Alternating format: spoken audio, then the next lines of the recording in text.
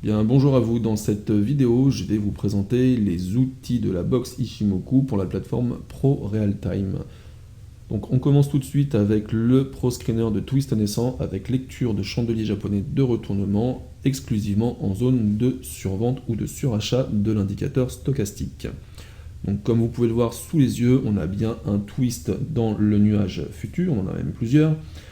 Et nous avons bien ici un pattern d'avalement haussier. Donc ce pattern d'avalement haussier se trouve en zone de survente de l'indicateur stochastique. S'il avait été en zone de surachat, on n'aurait pas eu une configuration identifiée par le Pro Screener. Donc on va faire le tour des valeurs identifiées. Donc là vous voyez on a une pénétrante. Donc là c'est un cas de figure un petit peu particulier parce qu'on a des trous de cotation. Donc la pénétrante en fait se calcule par rapport au dernier chandelier visible sur le graphique. Donc il faudra bien faire attention à ces configurations quand elles seront détectées. Si on a un trou de cotation, le mieux c'est de passer à côté. Là ici nous avons un doji avec bien sûr un twist et toujours en zone de survente de l'indicateur stochastique. Ici, nous avons bien un marteau qui a été identifié. Je vous le montre, voilà. Ici, nous avons quoi? On va descendre un petit peu, on va dézoomer. Ici, nous avons un doji. Donc, vous voyez, on a quelques trous de cotation également ici. Donc là, on peut passer. Là, ici, nous avons un doji. Donc là, ce qui est très intéressant, c'est qu'on a un joli support. Que le doji se trouve sur ce support. Mais bon, ça, c'est Patrick qui vous l'enseigne. Ici, ce qui est intéressant, c'est que nous avons un marteau et on peut aisément identifier un range, mais ça, c'est toujours Patrick qui vous l'enseigne. Voilà, toujours un doji. Ici, on a encore un doji. Ici, c'est pareil, donc trou de cotation. Là où je passe ma souris, on n'a rien du tout et on a le doji qui est bien identifié. Là, c'est pareil, nous avons un marteau et on n'est pas vraiment sur le support encore, mais ça, c'est toujours Patrick qui vous l'enseigne. Voilà, donc ce scanner de marché, bien sûr, vous pouvez l'utiliser sur les valeurs que vous voulez, hein, toujours les actions françaises, les devises et les crypto-monnaies. On est sur un graphique 1 heure, on va aller voir ce qui se passe sur un graphique journalier, parce que vous pouvez également choisir l'unité de temps que vous avez envie de scanner. Donc c'est un petit peu long à scanner, je vais mettre la vidéo en pause et je reviens juste après. Voilà, donc le scanner a fini d'analyser toutes mes valeurs, donc là maintenant nous sommes sur du journalier, et là vous voyez bien qu'on a un twist et une configuration en avalement haussier qui se trouve bien en zone de survente de l'indicateur stochastique. Là ici on a un doji, ici on a encore un doji, ici nous avons un doji également, encore un doji, ici nous avons un marteau inversé, ici une configuration en avalement, toujours un avalement, ici nous avons un joli doji également. Donc voilà, je pense qu'on a fait le tour pour ce scanner de marché, on va passer au scanner de marché suivant. Bien, donc dans cette vidéo, je vais vous présenter le Pro Screener de repli des prix sur la Kijun-sen de l'indicateur Ishimoku avec lecture de chandelier japonais. Donc on est parti, ici vous voyez qu'on a un nuage qui est orienté à la hausse, donc pour identifier une tendance, on va se baser sur le nuage et on va demander au nuage d'avoir une orientation soit haussière soit baissière de 26 périodes minimum. Ensuite, on va demander au scanner d'identifier toutes les valeurs dont la Tenkan se trouve au-dessus de la Kijun et avec une Chikou totalement libre de tout obstacle dans le sens de la tendance. Donc, autrement dit, ici, on a un signal d'avalement avec un chandelier qui est venu en contact direct avec la Kijun et on n'a aucun obstacle au niveau de prix ou de ligne de l'Ishimoku pour la Chikou. Sur le Bitcoin, on a une configuration qui est quasiment identique avec un avalement, sauf qu'ici nous avons une reprise de la Kijun et toujours dans le sens de la tendance. Ici nous avons également une configuration en avalement, toujours dans le sens de la tendance avec une Chikou totalement libre de tout obstacle. et avec le premier chandelier qui forme ce pattern d'avalement qui est venu en contact direct avec la Kijun. Ici nous avons un doji. Alors je ne sais pas si vous allez bien voir, je les soumets au maximum. Voilà, le doji ici n'est pas venu toucher la Kijun, il s'en est rapproché tout simplement, et on en est quand même alerté. Donc, vous pouvez voir qu'on a bien 26 périodes de hausse pour le nuage et une Chikou totalement libre également. La même configuration, avalement avec contact direct sur la Kijun. Ici, on a un cas de figure qui est un petit peu particulier et je tenais absolument à vous le montrer, c'est-à-dire que ici, là où je passe ma souris, on a un trou de cotation. Donc, on va pas calculer notre analyse sur le trou de cotation, parce qu'on ne peut pas, il n'y a pas de cotation.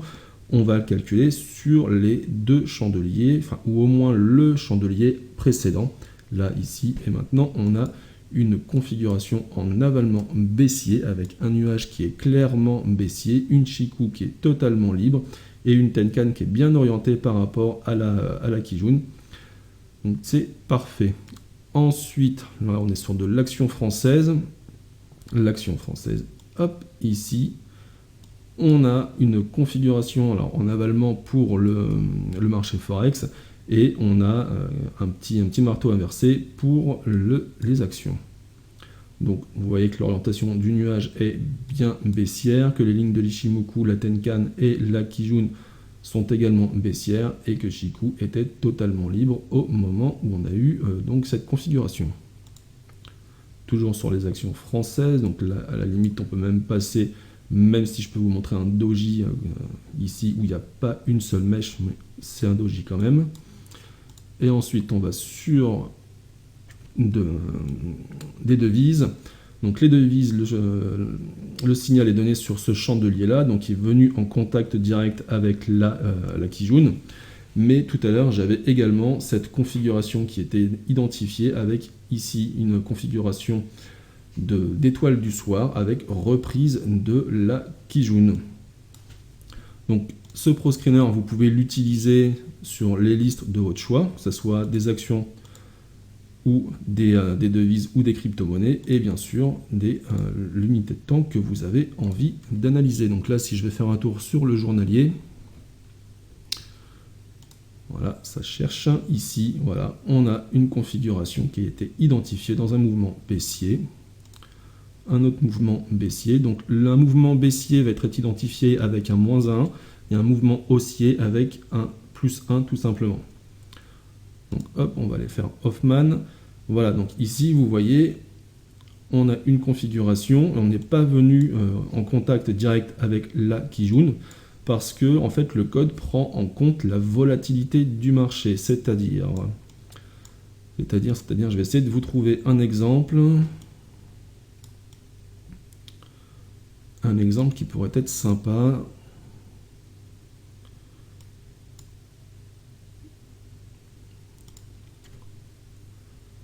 On va revenir sur celui-ci.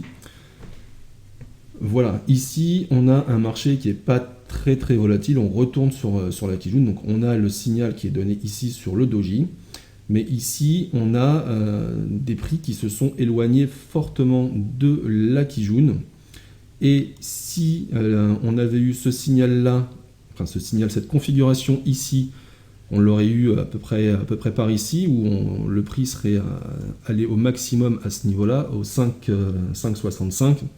On aurait pu avoir également une alerte de la configuration, parce que la volatilité qu'on a demandé dans le code, enfin l'approche de la Kijun qu'on a demandé dans le code prend en charge cette volatilité. C'est-à-dire que ici, on va approximativement avoir quelque chose.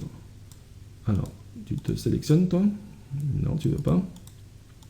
Voilà. La volatilité va être quelque chose comme ça, par exemple. Et ici, la volatilité, elle est plus importante. Donc, ça aurait été un espace à peu près comme ça. Pour que vous puissiez comprendre comment va marcher la volatilité pour identifier ces configurations de retournement. C'est-à-dire que plus le marché va descendre, va s'éloigner de la Kijun, plus la zone qui va être demandée pour identifier ces retournements de pattern va être large, et plus les chandeliers vont être proches de la Kijun, plus cette zone va se réduire. Donc c'est super important de pouvoir calculer en fait des replis Kijun avec une configuration qui prend en charge la volatilité du marché. Eh bien écoutez, je pense qu'on a fait le tour pour la description de cet outil. On va passer à la vidéo suivante. Merci. Maintenant, je vais vous présenter le ProScreener de chandelier japonais de retournement exclusivement en zone de surachat ou de survente de l'indicateur stochastique. Donc comme vous pouvez le voir sur le graphique actuel, on a bien un doji qui se trouve en zone de surachat de l'indicateur stochastique. Si je place ma souris dessus, vous voyez que l'indicateur stochastique est bien en zone de surachat. On va aller faire un tour sur Hermès. Nous avons une étoile filante toujours en zone de surachat. Ici, nous avons une étoile filante toujours en zone de surachat. Ici, c'est la même chose. Là, ici, c'est toujours pareil. Ici, nous avons une étoile du soir. Nous avons encore une étoile filante, un doji, un autre doji, une couverture en nuage noir, une autre couverture en nuage noir, encore un doji. Ici, nous avons un avalement haussier. Alors, ce ProScreener, pour l'instant, je l'utilise sur un graphique 5 minutes, mais il est tout à fait possible d'aller choisir une autre unité de temps, comme le 1 heure par exemple. On laisse le ProScreener chercher, il nous affiche ses valeurs, et on est parti. Donc là, nous avons bien une pénétrante qui se trouve en zone de survente de l'indicateur stochastique. Ici, nous avons bien un doji. Ici, nous avons encore un doji. Ici, nous avons une pénétrante. Ici, nous avons également un marteau doji. Ici, nous avons une pénétrante. Ici, nous avons également une pénétrante. Toujours une pénétrante. Encore une pénétrante. Ici, nous avons donc un doji. Je vais essayer de vous trouver une configuration suffisamment intéressante pour vous expliquer le mécanisme parfait de cet indicateur et de ce scanner de marché. Voilà, par exemple ici, si je ne me trompe pas, voilà, je vais augmenter un petit peu, voilà. Ici, vous voyez qu'on est un tout petit peu au-dessus de la zone de survente de l'indicateur stochastique. Et on a quand même la configuration qui a été identifiée parce que le chandelier précédent était en dessous cette zone. Donc à partir du moment où vous avez un chandelier qui forme le pattern, qui se trouve en zone de survente ou de surachat de l'indicateur, la configuration sera identifiée par le ProScreener, mais également par l'indicateur. Je pense qu'on va avoir fait le tour de ce scanner. Voilà, ici, vous voyez, on a un avalement et on était pile poil sur la borne basse de cet indicateur, des stochastiques, pardon, et la configuration d'avalement a bien été identifiée. Donc ça va être la même chose pour les zones de surachat. À partir du moment où on va être en contact ou au-dessus, avec un seul des chandeliers qui compose ce pattern, on en sera informé avec cet outil. Donc voilà, on a fait le tour pour ce scanner de marché et cet indicateur dont je vous reparlerai un petit peu plus en détail plus loin dans la vidéo. Et on passe maintenant à l'outil suivant. Nous passons maintenant au ProScreener Ichimoku Multi-Twist Plus. Donc ce ProScreener a pour vocation d'identifier des zones de range grâce au nuage de l'Ichimoku et au twist de ce nuage. Donc comme vous pouvez le voir, nous avons ici une succession de twists, autant dans le passé que dans le futur.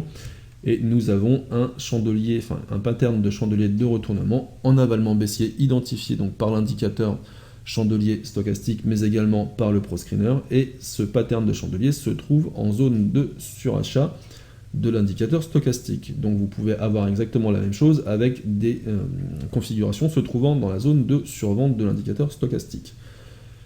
Ici, vous avez le nombre de twists qui ont été identifiés dans la période sélectionnée pour détecter ces ranges. Si je vais faire un tour sur cette valeur-là, vous voyez ici, nous avons un avalement baissier. Donc ce ProScreener ne vous détecte pas des configurations où il faut rentrer tête baissée, il vous détecte des configurations à surveiller, des configurations potentiellement intéressantes, et qui vous permet également de repérer des boîtes dans la boîte, comme dit Patrick. Ici, nous avons également des twists avec des configurations de chandelier de retournement en zone de surachat. Et bien sûr, vous pouvez aller chercher les valeurs que vous voulez sur les unités de temps que vous voulez. Donc là, je vais aller faire un tour sur du 1 heure, sur le Forex, les cryptos et les actions françaises. Je lance le scanner. Il va se mettre à chercher. Voilà, donc il a fini de faire sa petite analyse. Et comme vous pouvez le voir, ici, nous avons bien un nuage à plat avec une configuration en doji qui est identifiée en zone de survente. Si on passe ici, on a la même chose. Si on passe là, ici, nous avons un avalement haussier. Sur drone, on a un doji qui était identifié. Sur Balio, on a un avalement haussier. Sur Casino, nous avons un avalement baissier. Et sur le BTS USD, que je ne connais absolument pas, nous avons ici un doji qui a été identifié. Donc écoutez, voilà, on a fait le tour pour ce ProScreener, on va passer à la suite. Bien, maintenant je vais vous parler du ProScreener Ichimoku SSB M15 qui a pour vocation de repérer des chandeliers de retournement exclusivement en contact avec le SSB du graphique daily ou du graphique hebdomadaire. Donc comme vous pouvez le voir sur votre écran, ici nous avons bien une configuration en avalement sur un graphique 15 minutes, et si je vais faire un tour sur le graphique journalier, nous sommes bien en contact avec le SSB à l'instant T. Donc je vais matérialiser ce SSB, voilà. Je retourne sur le graphique 15 minutes et nous avons bien un avalement qui clôture bien en dessous de ce niveau de SSB daily. Donc ce graphique est un petit peu particulier, comme je vous l'ai déjà expliqué dans d'autres parties de la vidéo, c'est qu'on a des trous de cotation, donc on va se baser sur les derniers vrais chandeliers et non pas sur les trous de cotation. On va aller faire un tour sur cette valeur-là. Ici, nous avons donc le SSB journalier, je vais vous montrer. Voilà, nous avons bien le SSB journalier qui est en contact ici à 1,352. Si je retourne sur le graphique 15 minutes, nous avons bien un avalement baissier sur ce niveau de SSB. Donc on est rentré en contact et on a bien un avalement baissier, donc la configuration a été identifiée. Donc ce scanner de marché doit identifier, je vous l'ai dit, sur des graphiques daily et hebdomadaires, des chandeliers de retournement en contact avec le SSB, donc du daily et de l'hebdomadaire. Malheureusement pour moi, à l'instant où je tourne la vidéo, on n'a aucun signal de retournement sur la SSB hebdomadaire. Donc du coup, je vais vous expliquer comment on peut repérer si on est sur un graphique hebdomadaire ou un graphique journalier de façon la plus simple possible. Dans la colonne signal du ProScreener, vous avez ici 1400. 1400 correspond au graphique journalier, et si vous avez un signal avec 10 080, ça sera un chandelier de retournement sur le SSB du graphique hebdomadaire. Donc 1400 journalier, 10 080 hebdomadaire. Donc ce ProScreener n'est pas utilisé sur d'autres unités de temps que le 15 minutes, parce qu'il est codé de manière à n'être utilisé que sur du 15 minutes, du daily et du weekly exclusivement. Donc ça ne sert à rien d'aller lui demander de faire une analyse en 5 minutes ou en 1 heure, ça ne marchera pas, vous tomberez toujours sur des configurations identifiées sur un graphique en 15 minutes exclusivement. Bien écoutez, on a fait le tour pour cet outil, on va passer à l'outil suivant.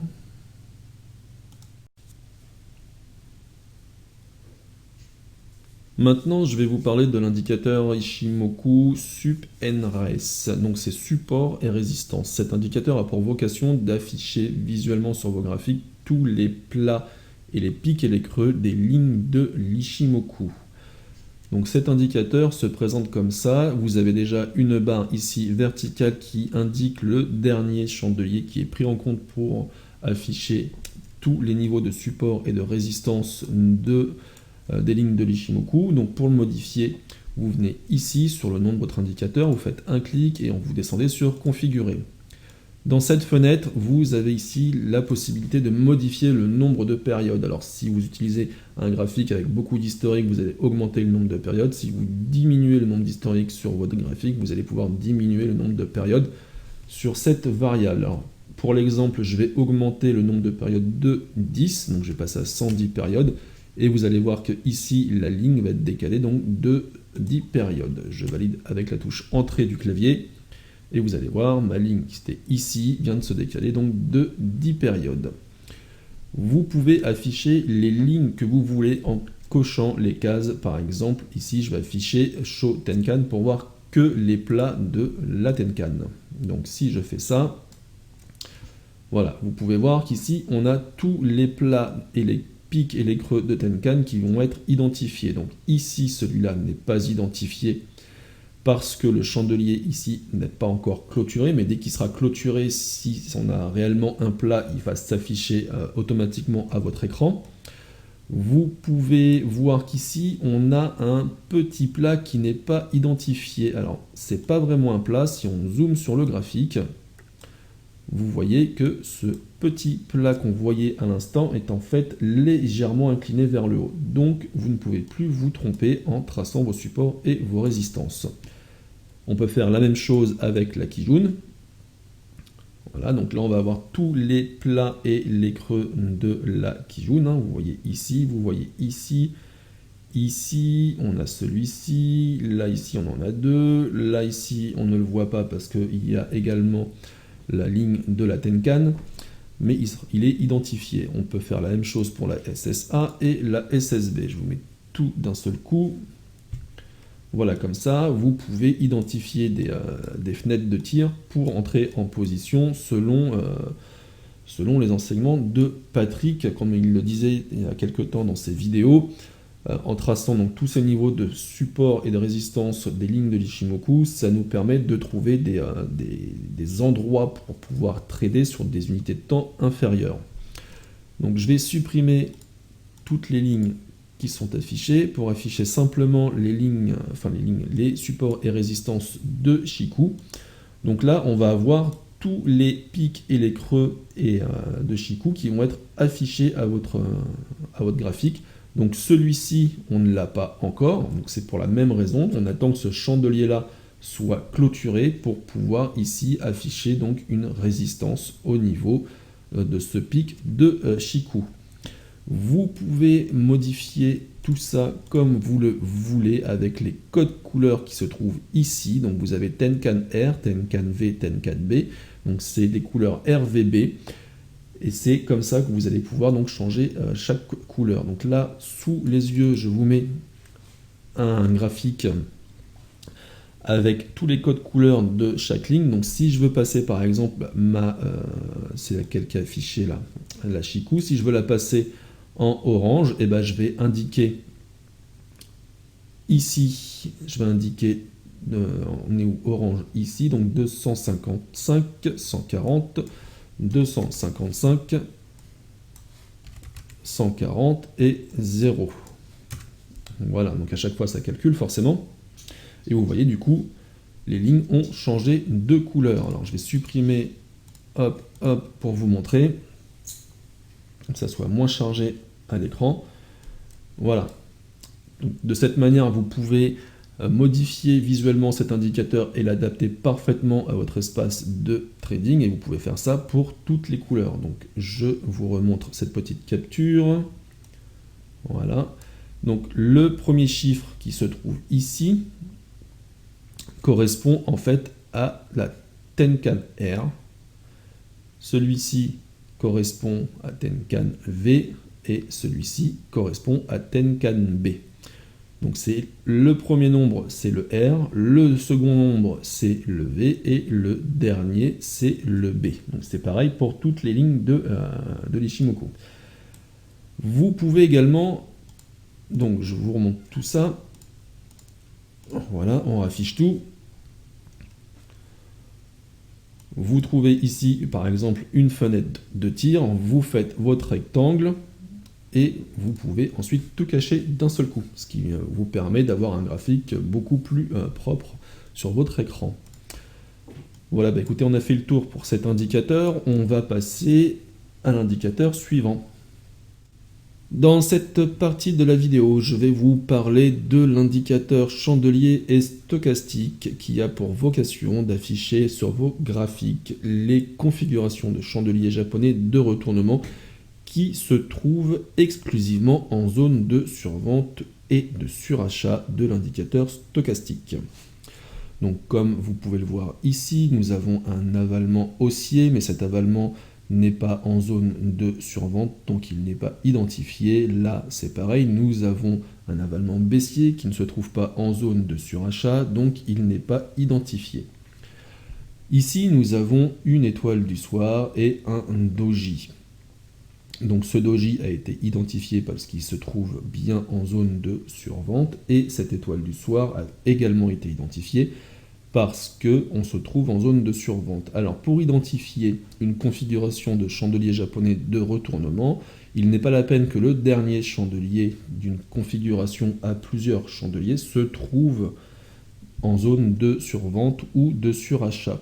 Peu importe, à partir du moment où l'un des chandeliers qui composent cette structure de retournement est en zone de survente ou de surachat, l'indicateur vous l'affichera à votre écran. Donc là, ici, je parle encore un petit peu de cette étoile du soir, elle est un petit peu particulière parce qu'en général, quand on parle d'étoile du soir, on a le chandelier du milieu qui se trouve plus haut que les corps entiers, les plus hauts des corps des deux chandeliers qui l'entourent. Avec Patrick, on a codé les variantes de ces configurations pour mieux les repérer. Nous avons également codé les étoiles du matin et étoiles du soir à 4 chandeliers, comme vous pouvez le voir là où je passe ma souris. Nous avons bien ici une étoile du matin à 4 chandeliers. Et comme je vous le disais tout à l'heure, ce chandelier n'est pas présent dans la zone de survente de l'indicateur stochastique, mais les chandeliers qui composent ce pattern, il y en a au moins un qui se trouve dedans, et donc du coup, la configuration a été identifiée. Cet indicateur marche sur PRT gratuit ou PRT en cotation en temps réel. Je m'explique. Vous allez aller dans les paramètres, donc vous cliquez sur le nom de l'indicateur, et ensuite vous cliquez sur Configurer. Vous avez cette petite case ici pour les cotations en fin de journée, et si et seulement si il y a une structure de retournement qui se forme sur le dernier chandelier, vous en serez informé. Si vous êtes en temps réel, vous décochez cette case, vous n'en avez absolument pas besoin. Vous pouvez, alors je vais décaler ça qu'on voit mieux, voilà. Vous pouvez afficher simplement des flèches pour identifier des structures de retournement, ou vous pouvez afficher simplement les noms des structures de retournement. Vous avez la possibilité de modifier les valeurs de l'indicateur stochastique ici, ainsi que le niveau des bornes hautes et de la borne basse. Vous pouvez également modifier la couleur des textes et des flèches afin de pouvoir adapter cet indicateur à votre espace de travail tout simplement. Par exemple, si je mets 255 ici, 0 et 0, vous voyez que la couleur a changé. Donc comme ça, vous pouvez vraiment l'intégrer dans votre espace de travail, et voilà. Bien écoutez, on a fait le tour pour cet indicateur. Si jamais vous avez des questions, je le dis très souvent, n'hésitez pas à venir m'en parler. Je me ferai un plaisir de vous y répondre et de trouver une solution si problème il y a.